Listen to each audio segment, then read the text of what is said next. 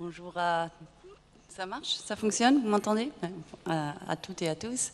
Donc un grand merci aux organisateurs et un grand merci à vous tous d'être là.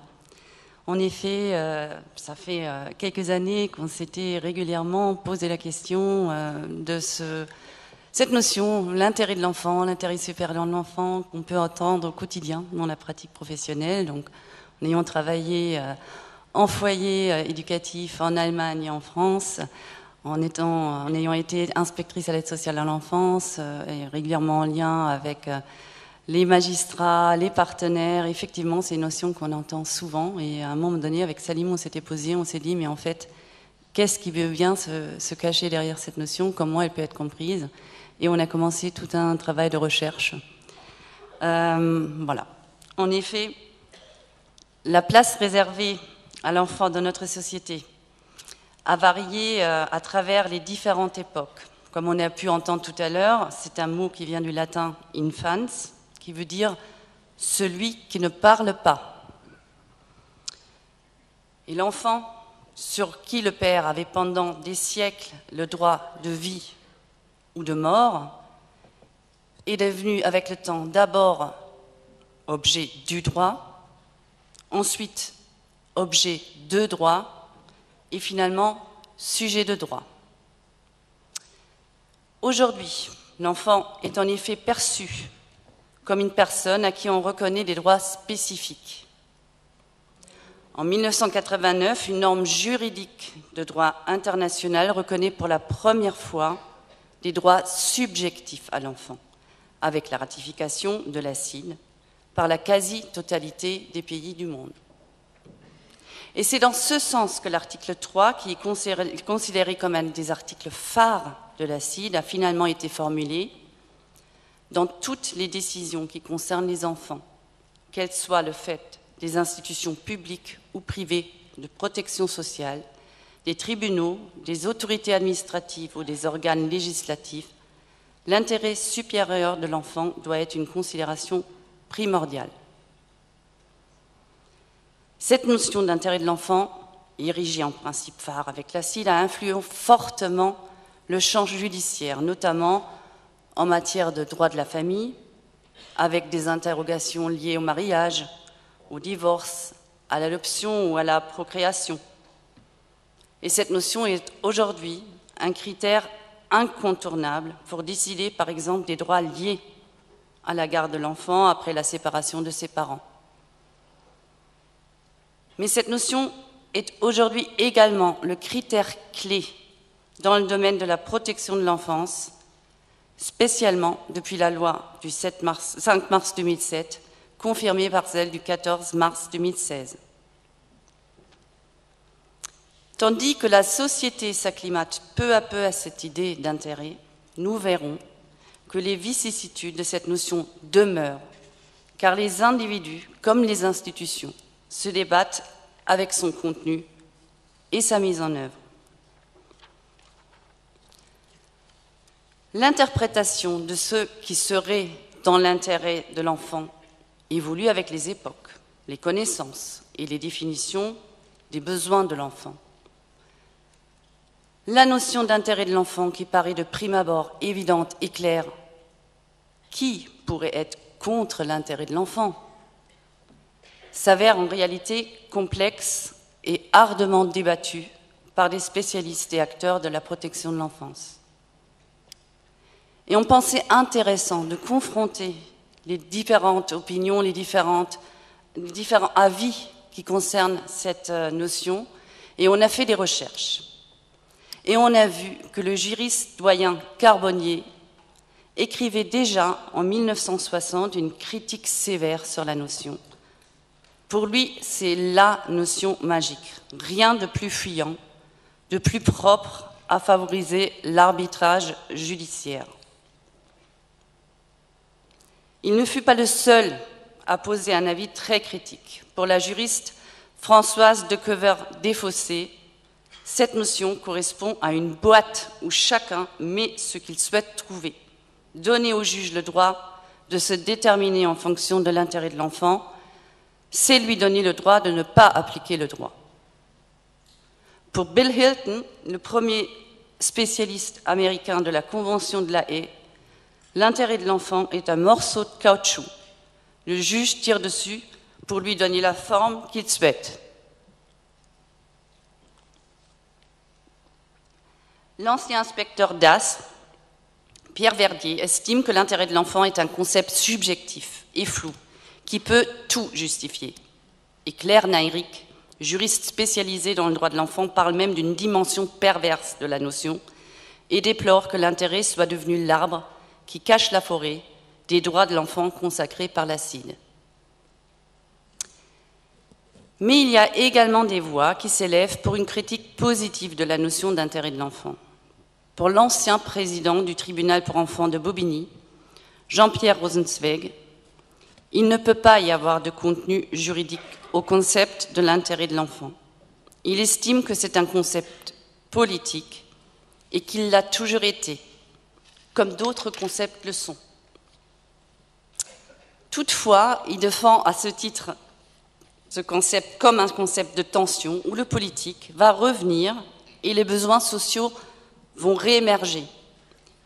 Il dira « il nous faut ce type de respiration ». Et il y voit également une dimension symbolique en expliquant que l'intérêt supérieur de l'enfant n'est pas supérieur au sens où il s'impose à tous les autres. Simplement, il s'impose. Il faut l'entendre, le comprendre et comprendre pourquoi l'enfant ne pouvait pas s'exprimer sur ce qui peut être intéressant pour lui. En d'autres termes, l'enfant est autour de la table, il n'est pas en dessous de la table. Pour l'ancien ministre de la Justice, Robert Badinter, il ne fait aucun doute que l'intérêt de l'enfant est un concept important qu'il faut respecter, et respecter d'autant plus que grâce à la Convention, il a une force internationale. À partir du moment où il est considéré que l'intérêt supérieur de l'enfant doit guider le législateur, sa légitimité conceptuelle et juridique est évidente. Pour lui, ce concept a toute sa place, notamment pour permettre de penser le droit pénal des mineurs différemment du droit pénal des majeurs, avec l'accent mis sur la mesure éducative et non la sanction. Il estime que ce concept est indispensable pour protéger le mineur d'être vu et jugé comme un adulte en miniature. Il défend l'idée que l'institution judiciaire doit, avant tout jugement, prendre en considération son statut d'enfant. Et bien que Badinter reconnaisse qu'il s'agit d'un concept mou, il défend son utilité en expliquant que les concepts mous ne sont pas forcément inutiles. À titre d'exemple, il cite que personne ne sait très bien ce que sont les bonnes mœurs. Et le concept d'ordre public sert journellement à des fins qui ne lui semblent pas celles de l'ordre public. Bon, après cette rentrée en matière de controverse, je vous propose de faire un saut dans l'histoire. En fait, de quand datent les premières apparitions de cette notion dans les textes législatifs? La première date du XIXe siècle et figure dans une circulaire du comte Tanguy Duchâtel, ministre de l'Intérieur de l'époque. La circulaire Duchâtel de 1840, relative à l'éducation correctionnelle, demanda que les enfants qui ont commis un acte pénal soient d'abord enfermés pour un temps et non placés directement après le jugement en apprentissage. Car la loi doit d'abord protéger la société, et je cite la circulaire, « L'intérêt de l'enfant ne doit pas seul préoccuper l'autorité ». La notion d'intérêt de l'enfant fut donc au début utilisée par le législateur ou le juge dans le but précis de ne pas donner la priorité à la protection du mineur, mais de bien distinguer son intérêt avec celui de la nation ou de la société, lesquels l'emportent toujours face à l'intérêt du mineur. C'est sous la Troisième République que nous pouvons observer une exception rare et novatrice en matière de jurisprudence. La Cour d'appel de Paris a décrété en 1894 que lors de débats concernant la garde d'un enfant naturel, l'intérêt de cet enfant doit être pris comme principe et comme guide de la décision des tribunaux substitués en cas de procès au père et à la mère à l'exercice de la puissance paternelle.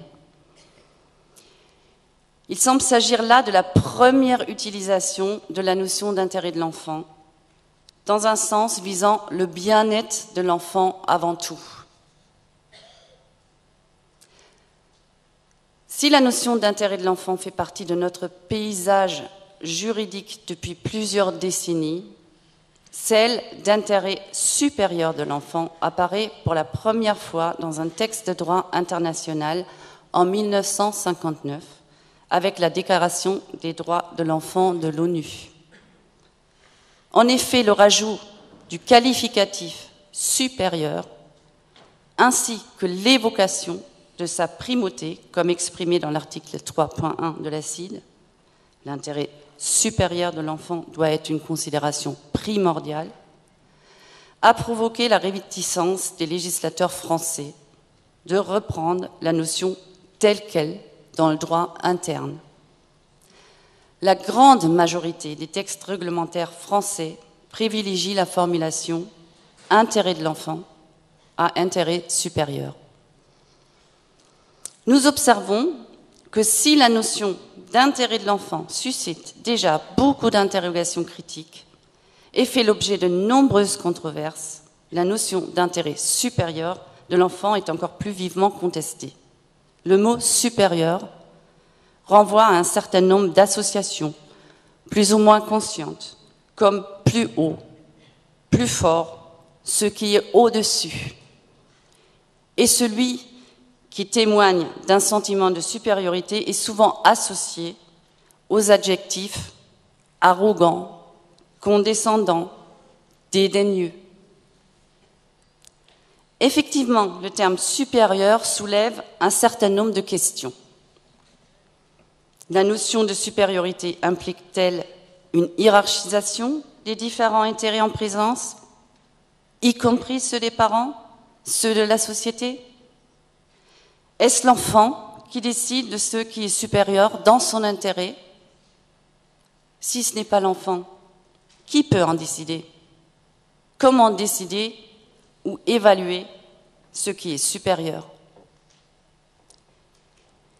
Il y a de quoi être effrayé d'une interprétation littérale qui comprendrait les droits de l'enfant comme des droits supérieurs à ceux des adultes, marquant ainsi une sacralisation de l'enfant, le poussant vers un hyper-individualisme qui serait contraire à son intérêt.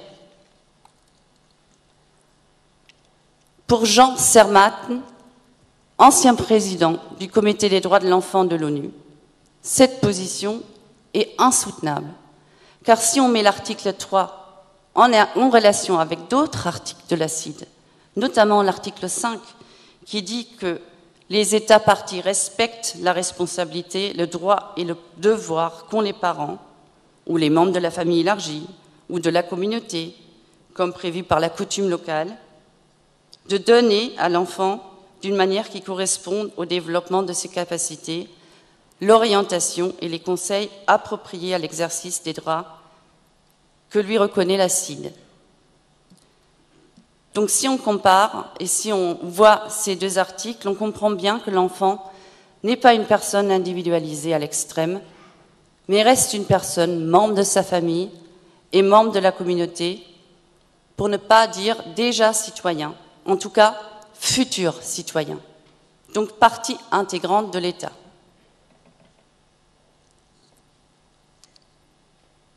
Jean Sermatten admet toutefois que le choix de la traduction de la version anglaise « The best interests of the child », qui au sens strict signifie « les meilleurs intérêts de l'enfant », aurait été plus propice à une bonne compréhension. L'intérêt supérieur de l'enfant suggère une réponse qui serait à la fois automatique, assurée et définitive. Ce qui est rarement le cas. Alors que le meilleur intérêt suggère qu'il peut y avoir plusieurs critères d'évaluation, une possible confrontation d'opinions diverses et des solutions qui, d'une part, ne seraient pas les mêmes partout et qui, d'autre part, peuvent être amenées à évoluer. Nous observons également que le mot « intérêt » figure en anglais au pluriel, « interests », et nous remarquons que le choix du pluriel n'a pas été retenu par la traduction française. D'autres pays ont d'ailleurs fait le choix, dans leur traduction de l'article 3 de la CIDE, de ne pas faire apparaître le mot « intérêt ». Par exemple, l'Allemagne traduit « the best interests of the child », non pas par « Interessen des Kindes », ce qui aurait pu être une possibilité, mais par la notion de « Kindeswohl », ce qui veut dire « bien-être de l'enfant ».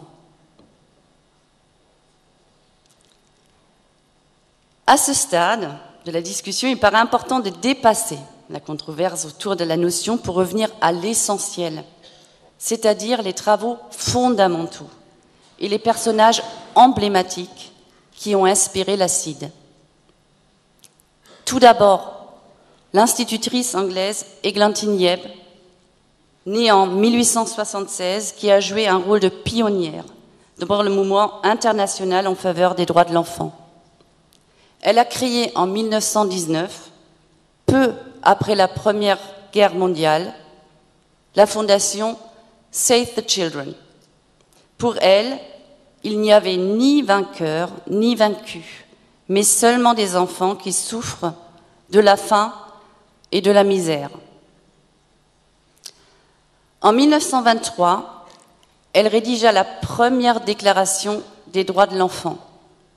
C'est grâce à son engagement que ces principes furent ensuite, en 1924, adoptés par la Société des Nations sous le nom de Déclaration de Genève. Dans son préambule, cette déclaration affirme que l'humanité doit donner à l'enfance ce qu'elle a de meilleur. Pour ses travaux, Eglantine Yebb s'est inspirée des œuvres d'un des plus grands, voire le plus grand avant-gardiste des droits de l'enfant, qui vivait à la même époque en Pologne. Il s'agit du médecin, pédagogue et écrivain Janusz Korczak. Si de prime abord, il ne semble pas y avoir de lien avec le droit, c'est pourtant bien à partir de ces idées que les Nations Unies ont fondé leurs travaux en matière de droits des mineurs. C'est ainsi qu'en 1959 a été élaborée la Déclaration de l'ONU sur les droits de l'enfant. Et c'est en hommage à Janusz Korczak que la Pologne présenta en 1978 un projet de convention relative aux droits de l'enfant à la Commission des droits de l'homme de l'Organisation des Nations Unies, qui a abouti 11 années après à la CIDE. Janusz Korczak est né en 1878 à Varsovie sous le nom de Henryk Goldschmidt. À l'âge de 18 ans, il a commencé ses études de médecine et s'est intéressé rapidement aux conditions de vie des enfants dans les quartiers pauvres de Varsovie. Korczak avait commencé à étudier la psychologie et la pédagogie dès sa prime jeunesse. Il est passionné par l'histoire, de la pensée pédagogique et par le mouvement éducation nouvelle. Il dira que les noms de Pestalozzi, Froebel et Spencer brillent avec non moins d'éclat que ceux des plus grands inventeurs du XXe siècle, car ils ont découvert davantage que les forces inconnues de la nature. Ils ont découvert la moitié inconnue de l'humanité, les enfants. En 1900, il publie dans une revue différents articles qui traitent de certains principes qu'il développera au fur et à mesure de sa vie, comme celui de reconnaître l'enfant comme un homme sans le tenir en laisse. très tôt, il pensait que pour comprendre les enfants, pénétrer dans leur monde et saisir leur psychologie, il fallait avant tout les respecter et les aimer. Les enfants ne sont pas de futures personnes, ce sont déjà des personnes. Janusz Korczak était déçu quand il découvrait la Déclaration des droits de l'enfant adoptée par la Société des Nations en 1924. Cette déclaration, qui s'était aussi inspirée de ses travaux, n'est pour lui pas assez claire et plus implorante que contraignante. Pour lui, les législateurs genevois avaient confondu les notions de droit et de devoir. Le ton même de la déclaration relève de la prière et non pas de l'exigence. C'est un appel aux bonnes volontés, une demande de compréhension.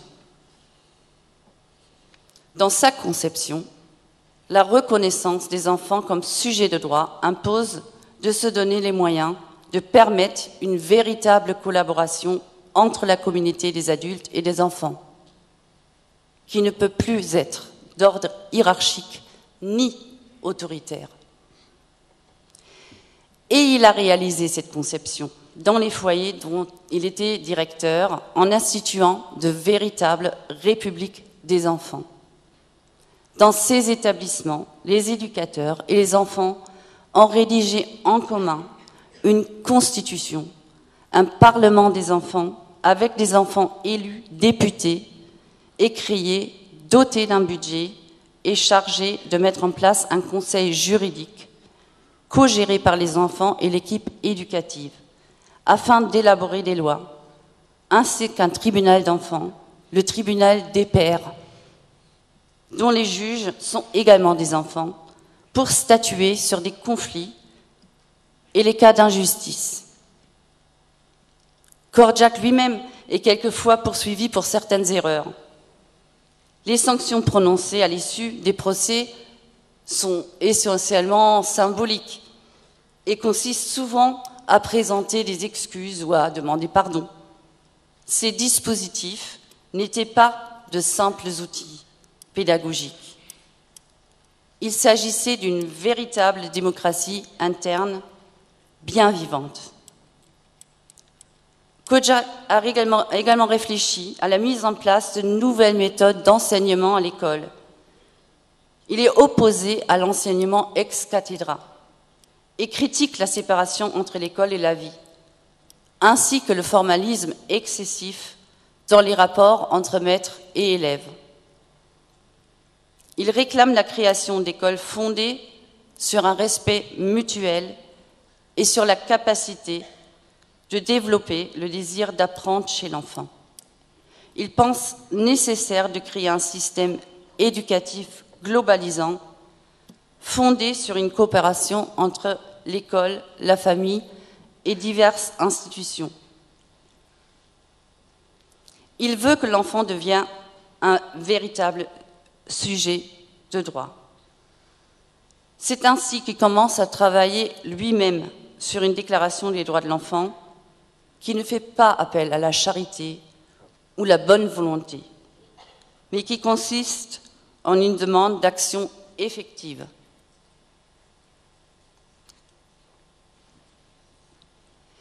Ce texte est resté inachevé au moment de sa mort.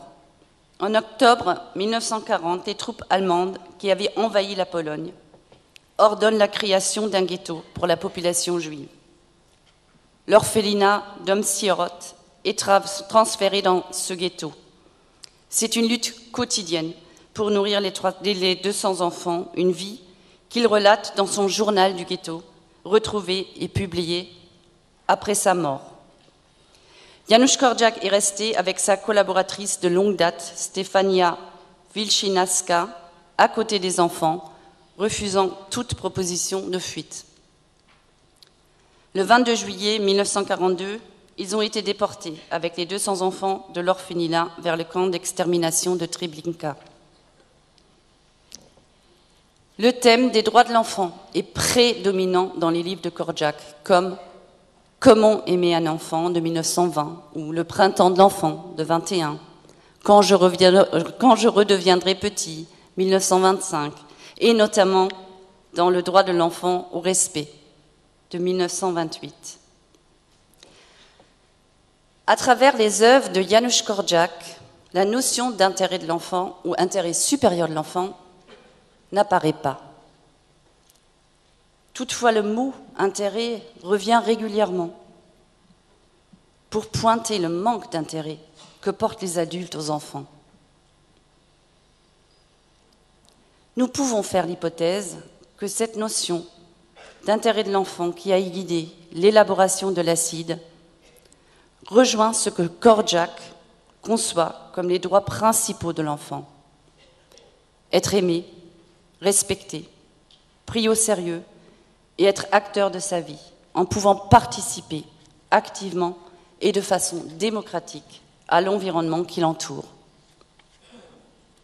Ce que Janusz Korczak évoque de façon si claire dans ses textes paraît au cœur de toute discussion sur le principe de l'intérêt supérieur. Merci.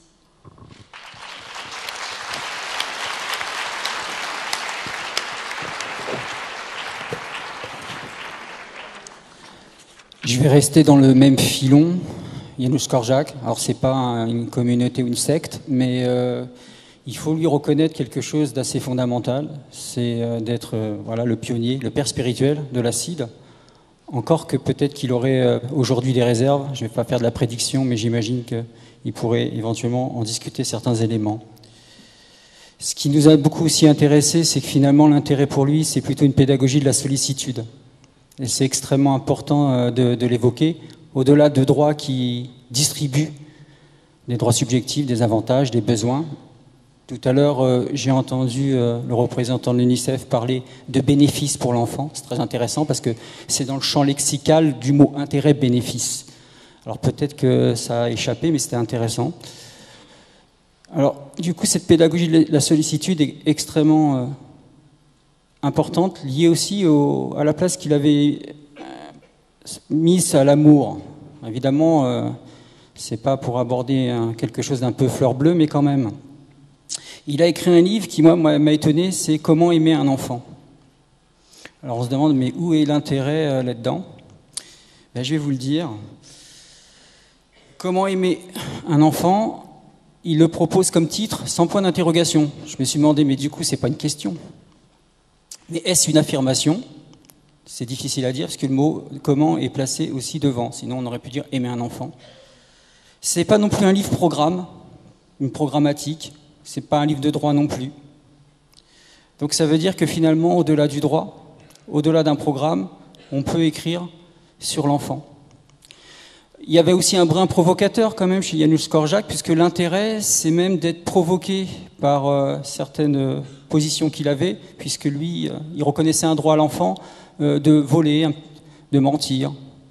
Alors, je ne sais pas si dans l'ACIDE ça pourrait figurer, parce que c'est un petit peu étrange de faire des erreurs. Voilà. Donc des types de droits assez particuliers finalement. Peut-être aussi qu'il a été jusqu'à finalement reconnaître une part de faiblesse et de vulnérabilité, mais aussi d'essai. Donc l'intérêt, c'est aussi de pouvoir s'essayer et apprendre. Alors c'est vrai que comment aimer un enfant était une affirmation un peu alambiquée. Alors ça peut être à la fois évident d'aimer un enfant, et lui-même disait que c'est finalement pas vraiment une évidence. C'est un intérêt à construire. C'est non acquis. Est-il possible de tenir une telle contradiction entre le comment, prescripteur, comment aimer un enfant, le normatif, voire une source de domination sur l'enfant, et l'amour désintéressé ? Parce qu'en plus, le mot intérêt a aussi, on le verra tout à l'heure, une étymologie étrange, riche et très déstabilisante. Finalement, est-ce qu'on peut exiger l'amour et contraindre à aimer ? Vaste question, puisque le mot intérêt veut dire aussi aimer. Il y a une part affective, une dimension affective. Alors, l'article 3 de l'ACIDE, c'est toutes les décisions qui concernent les enfants, qu'elles soient du fait des institutions publiques ou privées de protection sociale, des tribunaux, des autorités administratives ou des organes législatifs. L'intérêt supérieur de l'enfant doit être une considération primordiale. Aimer un enfant, est-ce l'intérêt supérieur? Apparemment, ça a l'air d'être assez compliqué. L'intérêt supérieur ne s'occupe pas d'amour, mais de protection. Mais devant la notion d'intérêt, sa préférence, Janusz Korczak, va le droit au respect. D'autant plus que l'enfant n'est pas toujours ce que nous voudrions qu'il soit. Et puis l'intérêt supérieur de ce qui est petit, c'est assez compliqué à accepter au fond. Et là, je vais vous lire un poncif de l'époque pour Janusz Korczak. Il n'y a pas que le grand. Nous avons vécu dans l'idée que grand vaut mieux que petit. Il n'est pas facile ni agréable d'être petit. Il faut être grand, occuper pas mal de place, susciter estime et admiration. Petit veut toujours dire banal, dépourvu d'intérêt, petits gens, petites choses, petites peines. Il n'y a que le grand pour nous imposer. Grande ville, haute montagne, arbre majestueux. Nous disons une grande œuvre, un grand homme. Un enfant, c'est si petit, si léger, si peu de choses. Il nous faut nous pencher, nous abaisser jusqu'à lui. Voilà à peu près, on va dire, la philosophie et la conception qu'il avait finalement, de notre rapport aussi à l'intérêt de l'enfant. Moi, ce qui m'a aussi beaucoup surpris finalement, c'est il y a les lois de protection de l'enfance. J'ai l'impression qu'elle s'est un peu trouvée sa formule de paix. On met le mot intérêt, puis tout est clair, tout est définitif, c'est rassurant. Je me suis même demandé comment on n'y avait pas pensé plus tôt. Il faut attendre 2007 pour que tout à coup, on dit bingo, on a le mot qui nous manquait. Et du coup, je me suis même senti plus rassuré. Avant, j'étais éduque avant 2007. Dès qu'il y a eu l'intérêt, en 2016, je me suis dit, ça y est, c'est l'élément manquant. Maintenant, je peux travailler. Je le sortirai en réunion, je l'entendrai dans les audiences, je serai rassuré. Un mot assez simple, efficace. Nous sommes des enfants des siècles des Lumières. L'intérêt était un des grands mots finalement. La philosophie de l'intérêt date des anglo-saxons et a atteint aussi la France et a influencé même notre déclaration des droits de l'homme, puisque intérêt et liberté, vous voyez la proximité entre l'intérêt et la liberté, directement, la naissance de l'individu, ses propres intérêts. Je vous donnerai quelques définitions du mot intérêt, vous verrez que c'est assez éloquent. Donc finalement, on nous propose un mot qui est assez finalement efficace, il nous ressemble beaucoup ce mot, qui ne pense pas à soi. Finalement. L'intérêt supérieur est le critère d'évaluation pour toutes les décisions concernant l'enfant. Mais est-ce qu'il se laisse aussi facilement appréhender? Tout est dans la banalité. La banalité aurait beaucoup plu à Hannah Arendt d'ailleurs. Mot banal, mot facile. Et on ne sait pas jusqu'à où ça peut être dans une tyrannie de l'intérêt. Il peut nous jouer des tours. Et je imagine ici que tous les gens qui sont présents ont déjà eu affaire à l'intérêt qui vous fait des croche-pattes. On s'attend à quelque chose, une décision, et finalement, il arrive quelque chose de contraire. Tiens, étonnant. Pourtant, on l'avait bien dit en réunion. On l'avait fait pour l'intérêt de l'enfant. Alors oui, il y a une longue marche de l'intérêt qui remonte à un petit moment. Mais le chapitre que j'aimerais aborder, c'est un chapitre étymologique. Parce que ce mot-là, finalement, a à l'intérieur de lui-même des grandes contradictions que parfois on ne perçoit pas. Le mot est d'origine latine, alors il veut signifier plusieurs choses pour lesquelles je donnerai des exemples. On a une première définition qui est fixée dans la langue française, qui date de 1290.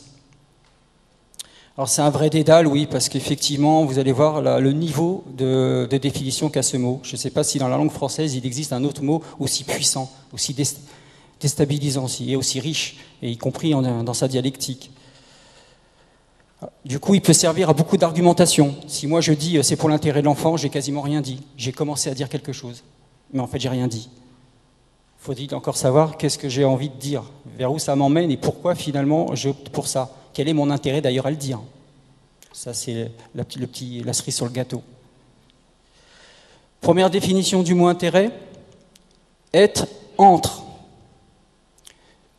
Là on s'est dit bon, qu'est-ce que ça veut dire d'être entre? Alors ça veut dire que l'enfant, comme en jeu, il est l'intermédiaire, il est entre par exemple la famille et l'État. Donc c'est quelqu'un qui est entre deux choses. Très bien, c'est ce qu'on peut remarquer parfois. On sait que l'enfance et la protection de l'enfance est ballottée. Et parfois entre des logiques qui nous échappent. Donc c'est bien, l'intérêt, ça veut bien dire être entre. Et oui, effectivement, c'est pas faux. Intérêt veut dire être parmi. Encore un autre sens, tiens. Alors l'enfant, bien sûr, il est dans sa famille, dans son milieu dit naturel. Donc il fait partie d'un tout. Et il est surtout indissocié. Il n'existe que par rapport au fait qu'il est dans un ensemble qui est dominé par les adultes. Autre définition du mot intérêt, être distant. Et là, on commence à s'y perdre. Mais je croyais que j'étais dedans. Non, ça veut dire aussi être distant. Là, ça se complique. Donc c'est être reconnu comme un individu à part entière, dissocié de sa famille. D'accord. Alors quand je suis en réunion, peut-être que quand je dis l'intérêt de l'enfant, c'est parce que je veux qu'il soit dissocié de sa famille. Mais juste avant, on avait plutôt parlé qu'il s'était entre et peut-être parmi. Là, ça commence à sentir l'embrouille. J'ai mal à la tête. Je ne comprends plus où je veux en venir. Le mot, décidément, est un sacré farceur. Du coup, ça fait déjà 3 définitions qui peuvent déjà nous égarer fortement. Mais bien sûr, ça ne va pas s'arrêter là, puisque le mot est très subtil. Le mot veut dire aussi ce qui importe. Ce qui importe le plus. Donc là, on voit déjà l'idée de supérieur. En même temps étrange, parce qu'on a décidé dans l'article 3 de la CIDE de mettre intérêt supérieur. Je voudrais juste dire que finalement, on a un pléonasme. Intérêt veut dire déjà supérieur. Donc, ça veut dire qu'on double l'affaire. Donc, on appuie quelque chose encore plus fortement. Donc, ce qui importe jusqu'à l'obtention d'un avantage, parce que ça veut dire aussi obtenir un avantage, un gain sur quelque chose ou sur quelqu'un. Ce qui rajoute aussi un rapport de force et éventuellement un conflit d'intérêts. Autre définition. Dans l'intérêt, il s'agit surtout d'un intérêt aussi dialectique, peut-être, discutable, de conflit, d'opposition. Ce qui ne veut pas dire qu'il y a forcément des perdants, mais quand même, il peut s'agir de ça. Donc, des avantages par rapport à toute situation sociale. Donc une dimension aussi matérialiste, l'intérêt supérieur pour marquer un ordre de priorité. Si je parle d'intérêt de l'enfant, peut-être que je veux placer un ordre de priorité. Tout à l'heure, ma collègue l'a dit, une supériorité peut dire aussi un classement, une hiérarchie, un choix. Après, le choix, est-ce qu'il est argumenté ou pas? Ça, je ne sais pas. Parfois, il est énoncé, notion d'intérêt, sans argumentation. Il a aussi pris un sens en 1343 pour ce qui est de combler un dommage.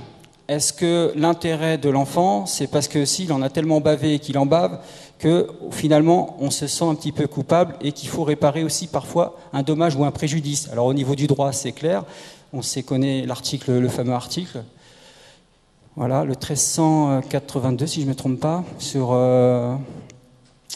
la réparation qu'on doit si on commet un litige, voilà, la responsabilité civile. Donc il y a le dommage version réparation.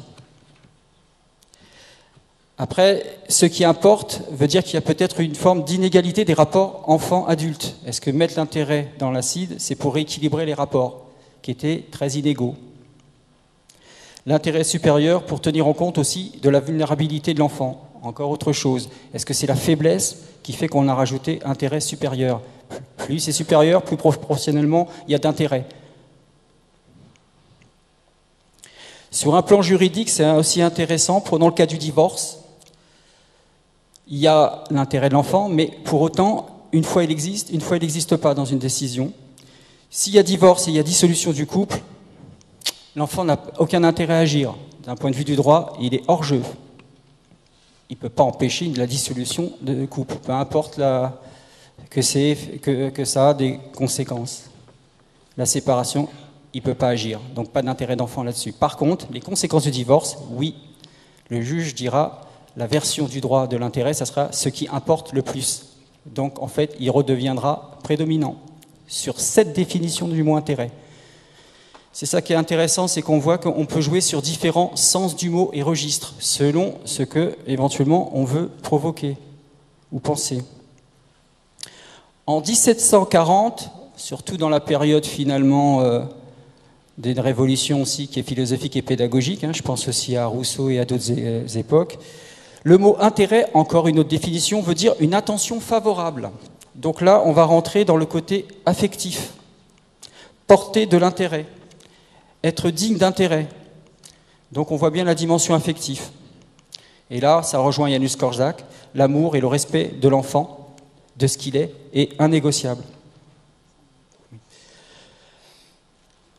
Dernier sens du mot intérêt, là on en a vu déjà 7 ou 8.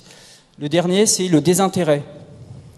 Alors là, c'est un peu étrange. Le mot intérêt est aussi un désintérêt. Ça veut dire que pour lutter contre un certain utilitarisme de l'intérêt de l'enfant.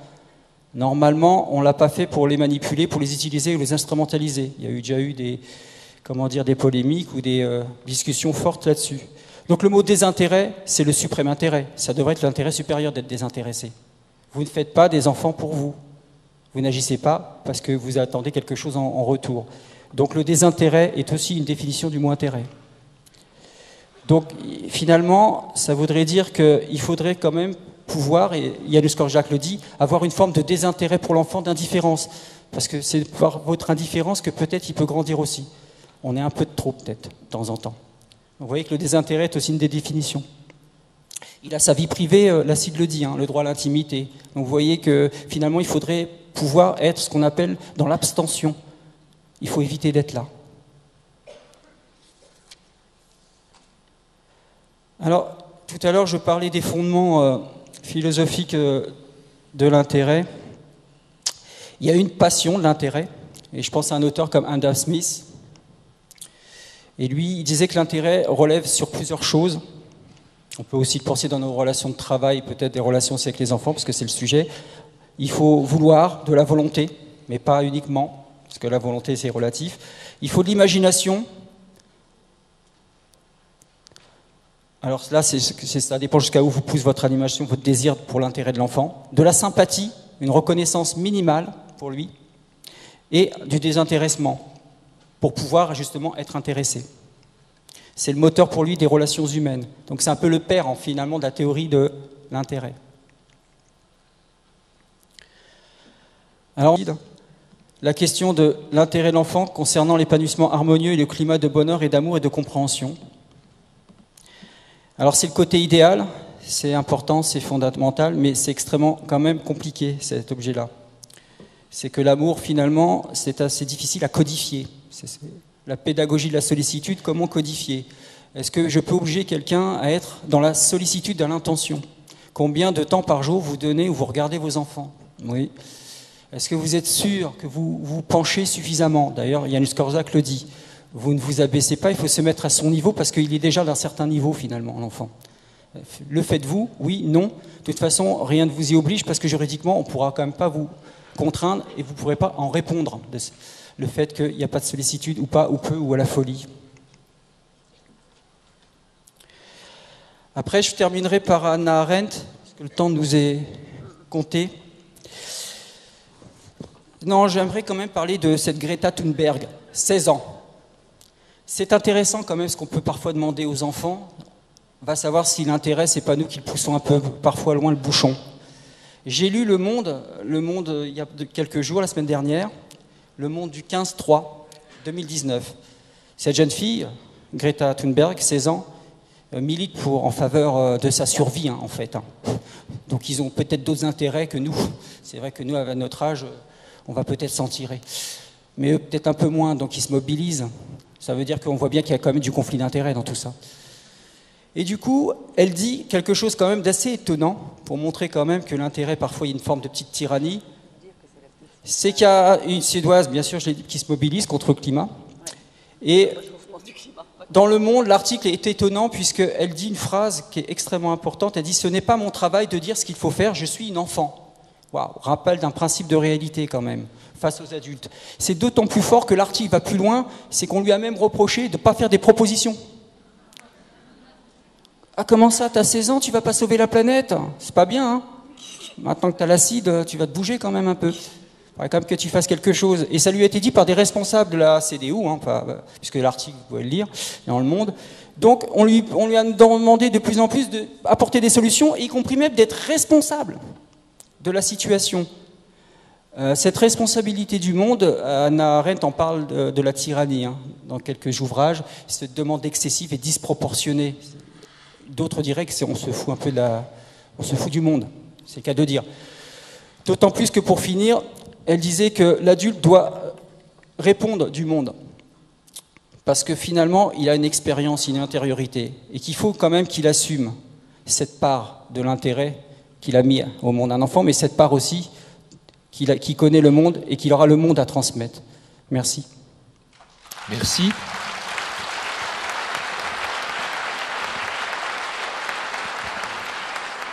Merci à tous les deux. 5 minutes, pas plus, pour peut-être prendre une question qui serait parvenue par SMS. Peut-on parler de conflits parentaux quand il est question de violence conjugale? C'est une question facile. Hein. Oui. Oui, c'est une question qui est plus que jamais d'actualité, à laquelle aussi la loi de 2016 s'est bien attaquée. Aujourd'hui, évidemment, on essaye de faire entendre, et aussi le législateur essaye de prendre en considération qu'on ne peut plus parler uniquement de conflits qui concernent que les parents. Quand il y a violence, quand il y a une ambiance de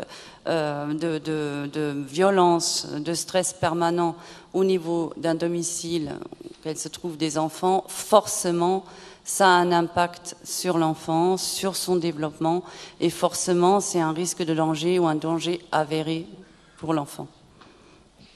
Alors, on va essayer de prendre une question dans la salle.